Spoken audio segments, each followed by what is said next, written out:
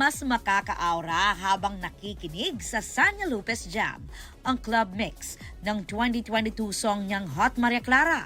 Thankful si Sanya na muling nag-click ang kanta niya na mapapakinggan sa iba't ibang platforms.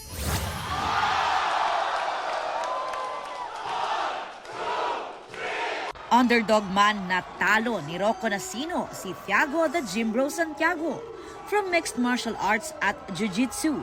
Ito ang debut ni Rocco sa professional wrestling na nagsimula sa birthday prank niya sa misis. Pinakita ko na kailangan natin mag-stand up sa mga bullies. Huwag natin hayaan na tapak-tapakan nila yung pride natin, ang dream natin. Kaya kanina pinakita ko ang redemption sa pag-stand up sa mga bullies.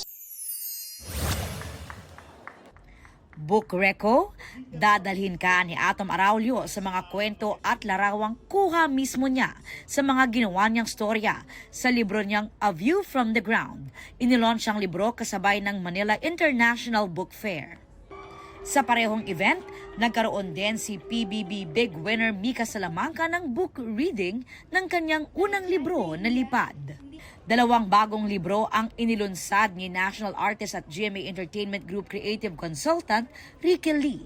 Isa si comedy genius Michael V sa mga nag-book reading.